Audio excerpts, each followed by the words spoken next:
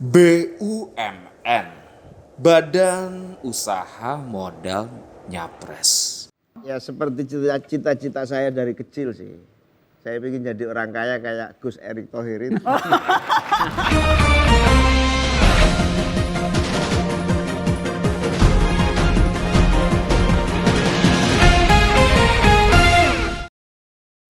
Jadi Caimin maunya jadi Menteri BUMN. Sayangnya Pak Jokowi milihnya Pak Erick Thohir. Ketua PKB ini sih memang setengah bercanda. Tapi kalau dipikir-pikir, masuk akal juga apa yang diomongin Caimin.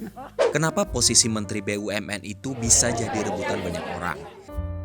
Karena selain powerful, jelas jabatan ini strategis banget. Menteri BUMN itu menguasai ratusan perusahaan dan ratusan anak cucu perusahaan di bawahnya. Kalau perusahaan sebanyak itu, bayangin aja berapa gede duit yang dikelola di sana. Apalagi setiap perusahaan BUMN dan anak cucunya punya anggaran buat CSR. Padahal belum tentu beneran untuk kepentingan sosial, bisa juga untuk kepentingan lainnya. Dengan duit sebanyak itu, seorang raja di BUMN bisa jadi apa aja yang dia mau. Nyalon presiden misalnya. Sejak era reformasi, baru ada satu menteri BUMN yang kejebak nafsu pengen nyapres. Dahlan Iskan dengan drama pencitraan dan kekuatan modalnya saat itu mulai coba-coba narik simpati rakyat.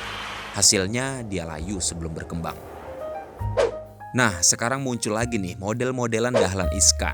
Menteri BUMN Erick Thohir lagi genit-genitnya pengen nyapres. Bisa dilihat dari aktivitasnya di media sosial. Mukanya yang tiba-tiba nongol di mesin ATM, pencitraan sana-sini supaya namanya mulai masuk bursa calon presiden. Tapi coba deh dipikir lagi, emang udah punya prestasi apa sampai kegeeran begitu pengen nyapres? Orang Ibu Sri Mulyani bilang 68% BUMN terancam bangkrut kok. Jadi artinya BUMN kita 55% debt-nya, utangnya di atas rata-rata dari industri di mana mereka berada. Angkasa Pura I, Garuda Indonesia, PLN, PT Perkebunan Nusantara, dan Krakatau Steel ini deretan perusahaan nasional yang selama ini kita kira aman. Ternyata masuk dalam daftar BUMN dengan utang terbanyak. Makanya benerin BUMN itu harus fokus. Gak bisa sambil genit kiri kanan.